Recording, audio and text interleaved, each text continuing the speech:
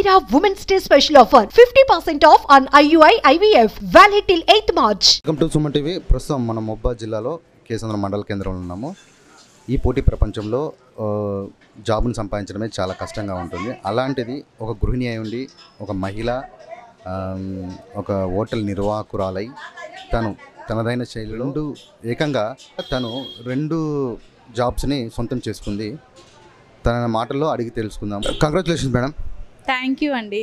అంటే ఈ పోటీ ప్రపంచంలో అసలు ఉద్యోగం అంటేనే చాలా కష్టంగా ఉంది. అలాంటిది మీరు ఒక గృహిణి అయి హోటల్ నిర్వహిస్తూ చాలా పట్టుదలతో మీరు ఇక్కడ అంతదాకా వచ్చారు.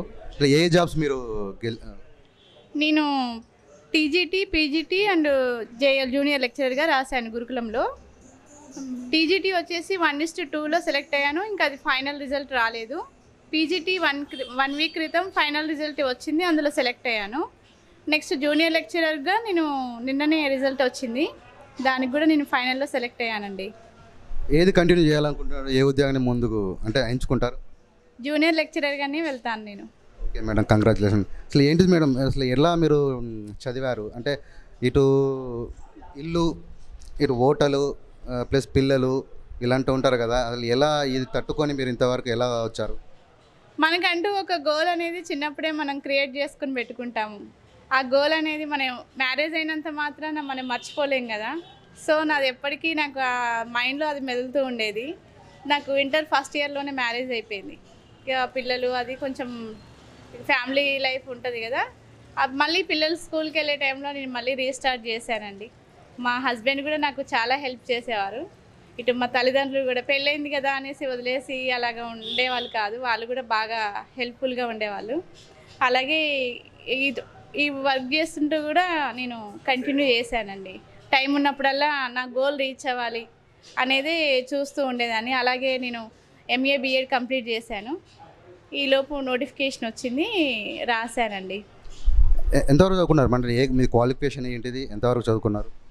నేను ఎంఏ బిఎడ్ చేశానండి, పొలిటికల్ సైన్స్ చేశాను ఎంఏలో. పిల్లలు ఎంతమంది మేడం? నాకు 2 బాబులండి. ఒక బాబు ఇంటర్ అయిపోయింది, మల్టీమీడియా చేస్తున్నాడు.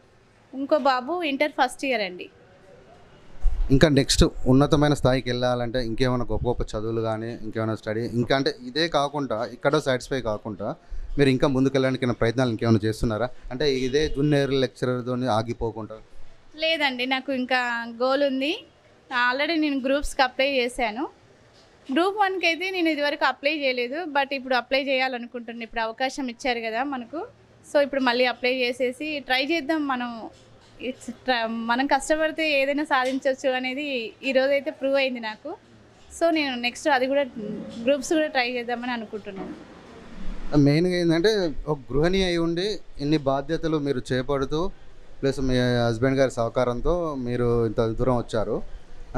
అంటే ఎప్పటికప్పుడు మీరు మిమ్మల్ని అప్డేట్ చేసుకుంటూ అంటే కొత్త కొత్త విషయాలు తెలుసుకుంటూ చదువుకుంటూ ఇలాంటి చాలా హెల్ప్ చేశారంటారు. దాని గురించి చెప్పండి. అవునండి, గృహిణి అయినంత మాత్రాన ఏం సాధించలేమని అనుకోవద్దు. ఎప్పుడైనా మనం అనుకుంటే ఒక గృహిణి కాదు, ఎవరైనా సరే, ఒక అమ్మాయి అయినా సరే, ఎవరైనా సరే, ఆడవాళ్ళు ముందు ఏంటంటే మన లైఫ్ అయిపోయింది పెళ్ళి అవ్వడంతో అలాగా మనం అనుకోకూడదు. సో మనం ఎన్ని ప్రాబ్లమ్స్ వచ్చినా కూడా మనం అనుకున్న గోల్ రీచ్ అవ్వాలంటే ఖచ్చితంగా కష్టపడాలి. దానికి తగ్గ సమయం మనం కేటాయించుకోవాలి. మనకి ఎన్ని పరిస్థితులు ఉన్నా కూడా మన గోల్ రీచ్ అవ్వడానికి దానికంటూ కొంత టైం మనం స్పెండ్ చేయాలి. ఖచ్చితంగా కష్టపడాలి. కష్టపడితేనే మనం ఏదైనా సాధించగలుగుతాం. Okay madam, once again congratulations. Jyothi గారి హస్బెండ్ గారు ఉన్నారు. అంటే ఒక పురుషుడి విజయం వెనక ఒక స్త్రీ ఎలా ఉంటుందో అలాగనే జ్యోతి గారి విజయం వెనకల తన భర్త ఉన్నారని చెప్పేసి వారి మాటలు చెప్పారు. ఒకసారి వాళ్ళ హస్బెండ్ అడిగి తెలుసుకుందాం. సార్ నమస్కారం. Good evening. ఎలా అనిపిస్తుంది? అంటే ఎలా అనిపిస్తుంది మీ మిస్సెస్ గారు 2 జాబ్స్, ఇటు ఇల్లు ప్లస్ ఇటు షాప్ని అంటే హోటల్ని మెయింటైన్ చేసుకుంటా మీరు ఎలా ఆనందిస్తున్నారు? చాలా సంతోషకరంగా ఉందండి. ఆమె పడ్డ శ్రమకు దగ్గర ఫలితం దక్కిందని అనుకుంటున్నాను.